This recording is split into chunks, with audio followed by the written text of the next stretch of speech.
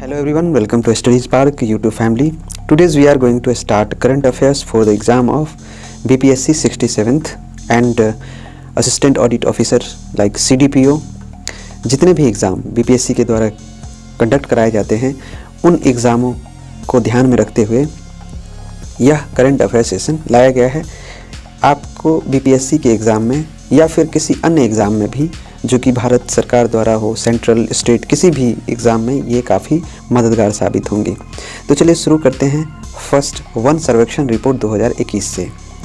देश का कुल वन और वृक्षों से भरा क्षेत्र 80.9 मिलियन हेक्टेयर है, जो देश के कुल भौगोलिक क्षेत्र का 24.62% है। याद रखिएगा कि देश का कुल वन और वृक्षों से भरा क्षेत्र 80.9 मिलियन हेक्टेयर है, जो देश के कुल भौगोलिक क्षेत्र का 24.62% है। वहीं वनावरण की बात करें तो 1540 वर्ग किलोमीटर और वृक्षों से भरे क्षेत्र में 721 वर्ग किलोमीटर की वृद्धि पाई गई है। ठीक है, ये जो विवरण है PIB से लिया गया है, आप PIB पर देख सकते हैं। गवर्नमेंट के आधिकारिक मुखपत्र है ये। भारत में कुल वन और वृक्ष आवरण 80.9 मिलियन हेक्टेयर है, अभी बात भी हुई थी। देश का वन क्षेत्र 7,13,789 वर्ग किलोमीटर कुल भौगोलिक क्षेत्र का 21.7% है। जहां बात करें 2019 की तुलना में 1,540 वर्ग किलोमीटर की वृद्धि हुई है। बात करते हैं देश का वृक्ष आवरण की तो 95,748 वर्ग किलोमीटर कुल भौगोलिक क्षेत्र का 2.91%, 2019 की तुलना में 721 वर्ग किलोमीटर की वृद्धि हुई है। ठीक है, देश का कुल वन और वृक्ष आवरण 8,09,537 वर्ग किलोमीटर में फैला, जो कि कुल भौगोलिक क्षेत्र का 24.62%, 2019 की तुलना में 2,261 वर्ग किलोमीटर की वृद्धि हुई है। ये फैक्ट है, इसे याद करेंगे आप। एक बार फिर से रिवाइज कर लीजिए। भारत में कुल वन और वृक्ष आवरण 80.9 मिलियन हेक्टेयर है। ये पूछा जा सकता है, इसीलिए रिपीट कीजिए। भारत में कुल वन और वृक्ष आवरण 80.9 मिलियन हेक्टेयर है, जिसमें देश का वन क्षेत्र 7,13,789 वर्ग किलोमीटर है, जो कि कुल भौगोलिक क्षेत्र का 21.71% है। 2019 की तुलना में 1,540 वर्ग किलोमीटर की वृद्धि हुई है। ओके, वहीं देश का वृक्ष आवरण की बात करें तो 95,748 वर्ग किलोमीटर है, जो कि कुल भौगोलिक क्षेत्र का 2.91% है। वहीं 2019 की तुलना में 721 वर्ग किलोमीटर की वृद्धि हुई है। जहां बात करें देश का कुल वन और वृक्ष आवरण की तो 8,09,537 वर्ग किलोमीटर, जो कि कुल भौगोलिक क्षेत्र का 24.62% है। 2019 की तुलना में 2,261 वर्ग किलोमीटर की वृद्धि हुई है। बात करते हैं रोजर फेडरर की। इन्होंने अब तक कुल 20 ग्रैंड स्लैम जीते हैं और इनके नाम ये 20वां खिताब है। और राफेल नाडाल वहीं पे सबसे अधिक 21 ग्रैंड स्लैम जीते हैं और नोवाक जोकोविच जो हैं उन्होंने 20 जीता है।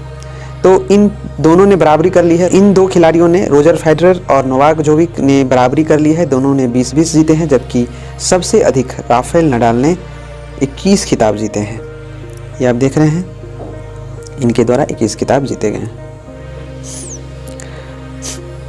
अब हम लोग बात करेंगे भारतीय अर्थव्यवस्था पर एक नज़र, जो कि PIB में भी प्रकाशित हुआ है।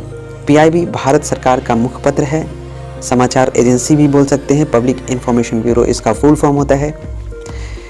इस रिपोर्ट में हमारे देश की राजकोषीय वृद्धि दर पर एक नज़र दिया गया है, राजकोषीय घाटा पे, मुद्रास्फीति पे, वहीं विदेशी मुद्रा भंडार पे, तो कृषि, वानिकी और मत्स्यिकी पे, औद्योगिक वृद्धि दर पे और सेवाओं पर सूचना प्रकाशित की गई है। हम लोग बात करते हैं इन डिटेल। सबसे पहले GDP वृद्धि दर पे स्थिर मूल्यों पर प्रतिशत में। ये जो रिपोर्ट दिया गया है ये 4 वर्ष का है। पहला 19-20, दूसरा 20-21, तीसरा 21-22 और चौथा है 22-23। हमें सबसे पहले ये जान लेना है कि जो GDP वृद्धि दर है हमारे देश में जारी की जाती है, तो आप देखते होइएगा कि हर 3 माह पर भी जारी किया जाता है। हालांकि इस चार्ट में वार्षिक दिखाया गया है, लेकिन आपको समझना चाहिए कि हमारे देश में जो फाइनल वो आता है वो तो एनुअल आता ही है, लेकिन क्वार्टरली भी आता है। अब ये क्वार्टरली क्या होता है, तो वर्ष में 12 महीना होता है। एक वर्ष में कितने महीने होते हैं, 12 महीना। और क्वार्टरली जो आता है, क्वार्टरली का अर्थ होता है 3 मंथ्स। तो क्वार्टरली आता है 3 महीने पे रिपोर्ट, इसमें भाग दे दीजिए 3 से, जो निकल कर आता है 4 क्वार्टर। 4 क्वार्टर यानी कि हर 3 महीने पे ये रिपोर्ट जारी की जाती है और देश की जीडीपी बतलाई जाती है। एनुअल जो आता है वो फाइनल आता है चारों का। यहाँ पे बात कंपैरिजन किया गया है पिछले वर्ष की तुलना में अगले वर्ष का। तो बात यहाँ पे है 19-20 से 20-21 और 20-21 से 21-22 की और 21-22 से 22-23 की तुलना किया गया है। जो हमारी जीडीपी थी 19-20 में वो 4% की ग्रोथ रेट के साथ थी, और इतना कम होने का रीज़न था कोविड-19, हमारे देश में कोरोना महामारी। और जब से कोरोना महामारी आई है हमारे देश की अर्थव्यवस्था पर बुरा प्रभाव डाली है, ये सत्य है। इसी वजह से हमारे देश का जो आप जीडीपी देख रहे हैं इतना घटता हुआ नज़र आ रहा है। दूसरा है 20-21 में जो जीडीपी दर हमारा दिखा गया वो माइनस में दिखा, -7.3%, जो कि सबसे ख़राब कहा जा सकता है। लेकिन कर भी क्या कर सकते हैं, जब पूरी दुनिया एक बीमारी से तबाह है, पूरी दुनिया की अर्थव्यवस्था डमाडोल हो चुकी है, तो भारत भी इससे अछूता नहीं है। वहीं बात करें 21-22 की, तो हमारी जो जीडीपी वृद्धि दर है स्थिर मूल्यों पर वो 9.2% है। कितना है,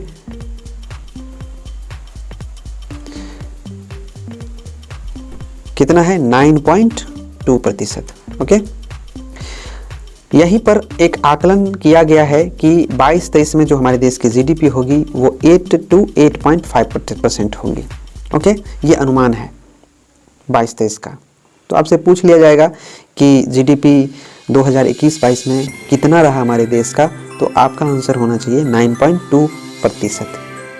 बात करें राजकोषीय घाटा की। अब नेक्स्ट है राजकोषीय घाटा। ये जीडीपी का प्रतिशत है राजकोषीय घाटा। तो यहाँ पे जो प्रकाशित किया गया है वो किया गया है 18-19 में, जो हमारा था राजकोषीय घाटा जीडीपी का प्रतिशत पे 3.4%। कितना था, 3.4%। वहीं पे ये जो 19-20 का जीडीपी आया वो आया था 4.6%। कितना आया था, 4.6%, जो कि अप्रॉक्सीमेट 1.2% ज़्यादा था। तो ये एक ख़राब सिचुएशन था, क्योंकि राजकोषीय घाटा 3% तक ही ये प्रावधान है गाइडलाइन के अकॉर्डिंग। अगर राजकोषीय घाटा बढ़ता है तो इसे नेगेटिव माना जाता है, सही नहीं माना जाता है। क्योंकि जीडीपी में अगर यही चीज़ होती, इसका एक अपोजिट है, राजकोषीय घाटा बढ़ना गलत माना जाता है लेकिन जीडीपी का बढ़ना सही माना जाता है। अगर जीडीपी बढ़ता हुआ दिख रहा है पिछले वर्ष की तुलना में अगले वर्ष, तो इसे अच्छा माना जाता है। लेकिन अगर राजकोषीय घाटा पिछले वर्ष की तुलना में बढ़ता हुआ दिखे तो इसे अच्छा नहीं माना जाता है अर्थव्यवस्था के दृष्टिकोण से, ये ध्यान रखिएगा। फिर क्या होता है 20-21 में ये जो गैप है बढ़कर और ज़्यादा हो जाता है, 9.2% बढ़ जाता है। 4.6 से सीधा 9.2%। सोच लीजिए कि कितना का गैप हुआ होगा यहाँ से यहाँ तक। अप्रॉक्सीमेट हम बोल सकते हैं 4.8 के आसपास जो है ये हमारा राजकोषीय घाटा बढ़ गया। अच्छा, ऐसा क्यों हुआ? तो मैंने सब पहले ही बोल दिया था, इसका मेन रीज़न था हमारे देश में, पूरी दुनिया में, देश क्या पूरी दुनिया में कोविड-19 का प्रकोप। इस बीमारी ने पूरे अर्थव्यवस्था को धराशायी कर दिया। लेकिन 21-22 में स्थितियां कुछ बदली हैं और हमारे जीडीपी राजकोषीय घाटा में सुधार हुआ है। हम 9.2 से घटकर 6.8 हो गए हैं। लगभग कह सकते हैं कि 3% का कमी देखा गया है, ये अनुमान है। लेकिन ये सही है। जैसे जैसे ये घटता जाएगा हमारे देश के लिए, जैसे जैसे ये घटता जाएगा अर्थव्यवस्था के लिए लाभदायक होगा। अब बात करते हैं मुद्रास्फीति की। मुद्रास्फीति औसत प्रतिशत में यहाँ दिखाया गया है 18-19 से 21-22 तक का। अच्छा, ये जो आप देख रहे हैं रेड वाला एरिया, ये रेड वाला एरिया देख रहे हैं, इसको हम CPI बोलते हैं, कंबाइंड, संयुक्त रूप से कंज्यूमर प्राइस इंडेक्स बोला जाता है, इसका फुल फॉर्म होता है। तो ये रेड वाला जो दिखा रहा है 18-19 में 3.4% था। मुद्रा जो ग्रीन वाला देख रहे हैं लाइन, इसको बोलते हैं WPI, जिसका फुल फॉर्म होता है wholesale price index, wholesale price index. ठीक है, तो अगर कंज्यूमर प्राइस इंडेक्स पे देखा जाए हमारे देश की अर्थव्यवस्था में मुद्रास्फीति औसत प्रतिशत में, तो 18 से 19 में जो थी वो थी 3.5%, और यहाँ से 19-20 में बढ़ती है ये मुद्रास्फीति और बढ़ती ही जाती है। देख रहे हैं यहाँ 3.6 एकदम ऊपर की तरफ बढ़ रही है। 20-21 में भी बढ़ी है और 21-22 में ये अनुमान लगाया गया है कि 5.2% मुद्रास्फीति दर होंगी, जो कि बढ़ी हुई है मुद्रास्फीति अप्रॉक्सीमेट 6 से भी ऊपर है, वो घटकर आ जाएंगी, स्थिति सुधार होंगी। लेकिन यहाँ पर WPI में यह दिखाया गया है, जो ग्रीन वाला आप देख रहे हैं, 18-19 में 4.3% थी, लेकिन 19-20 में घटी है ये, फिर 20-21 में भी घटी है, एकाएक 20-21 में इन्होंने बहुत लंबा छलांग लगाया और मुद्रास्फीति लगभग 12.5% हो गई है। ओके, स्थिति हमारी आर्थिक स्थिति भी देख ही रहे हैं देश की कैसी स्थिति है।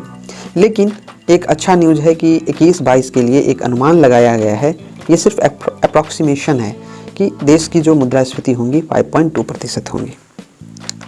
चलिए नेक्स्ट बात करते हैं विदेशी मुद्रा भंडार की। बिलियन डॉलर में मार्च के अंत तक का है, ये मार्च 2021 तक का डाटा है। ओके, कि विदेशी मुद्रा भंडार हमारा पर ईयर बढ़ता ही गया है, ये एक अच्छा संकेत है। हमने जो मुद्रा का भंडार किया है बिलियन डॉलर में है, ये बढ़ता ही जा रहा है। 18-19 में 412.9 था, वही 19-20 में यह बढ़कर 477.8 हो गया, 20-21 में 577 हो गया, और अब 21-22 में अनुमान लगाया गया है कि ये बढ़कर 633.6 हो जाएगा बिलियन डॉलर में। ओके, नेक्स्ट बात करते हैं कृषि वानिकी और मत्स्यिकी की। कृषि वानिकी और मत्स्यिकी की मूलभूत कीमतों पर सकल मूल्य वृद्धि में जो ग्रोथ हुआ है हमारा, वो 18-19 में 2.6% था, जो बढ़कर 19-20 में 4.3% हो गया। ओके, लेकिन 20-21 में धड़ाम से ये नीचे गिरा और ये हो गया 3.6%। 21-22 में यह अनुमान लगाया गया है कि जो मूल्य वृद्धि दर होगा वो ज़्यादा नहीं होगा, 3.9% होगा, यह अनुमान रखा गया है। ओके, लेकिन 20-21 का अगर आपसे पूछ लिया जाए 3.6 बोलेंगे, और 21-22 का अगर डाटा पूछ लिया जाए कृषि वानिकी और मत्स्यिकी में मूलभूत कीमतों पर सकल मूल्य वृद्धि तो 3.9% होगा। अब बात करते हैं औद्योगिक वृद्धि दर की। मूल कीमतों पर सकल मूल्य वृद्धि में औद्योगिक वृद्धि दर, मूल कीमतों पर सकल मूल्य वृद्धि। ओके, चलिए, जो ये हमारा 18-19 में था वो 5.3 था, लेकिन 19-20 में यह घटकर -1.2 में आ गया, निगेटिव हो गया। फिर यहाँ देख लीजिए कितना खराब स्थिति रहा है। 20-21 में और स्थिति बदतर हो गई, -7.0 हो गया, लेकिन 21-22 में एकाएक बढ़ा और बढ़कर 11.8 हो गया। सोच लीजिए कितना बड़ा छलांग लगा है। 21-22 में हमारी स्थिति में सुधार हुई। इसका रीजन भी था। रीजन क्या था? हम लोग झेले हैं, जो लॉकडाउन लगा उसमें सारी कंपनियां, सारे औद्योगिक इंडस्ट्रीज बंद पड़ गई, तो काम होगा ही नहीं, तो डेवलपमेंट कैसे होगा, सोच कर देखिए। फिर बात करते हैं हम सेवाओं की। जो सेवाएं हैं मूलभूत कीमतों पर सकल मूल्य वृद्धि में 18-19 में 7.2% थी, 19-20 में कांस्टेंट रही है, 19-20 ही रही, लेकिन 20-21 में माइनस में चली गई है, -8.4% हो गई। रीज़न लॉकडाउन, कोविड-19 था, जिसकी वजह से सारी व्यवस्थाएं चौपट हो गई, सब कुछ बंद हो गया, इसी वजह से ये निगेटिव में दिख रही हैं। लेकिन 21-20 में स्थितियां सुधरी और हम ग्रोथ किए, -8.4 से सीधा 8.2 अचीव किए, ग्रोथ 8.2%। तो ये दोगुना से भी अधिक, लगभग दोगुना हमने डेवलपमेंट किया। फ्रेंड्स, ये था भारतीय अर्थव्यवस्था पर एक नज़र। अब हम लोग मिलते हैं नेक्स्ट करंट अफेयर सेशन में, बात करेंगे बजट पर भी और भी महत्वपूर्ण टॉपिक्स जो एग्ज़ाम्स में आने की संभावनाएं हैं। ये आपके एग्ज़ाम के दृष्टिकोण से काफ़ी महत्वपूर्ण है। Thank you, bye. अगर आपने हमारे चैनल को सब्सक्राइब नहीं किया है तो प्लीज़ सब्सक्राइब कर लें। Bye, thank you, bye.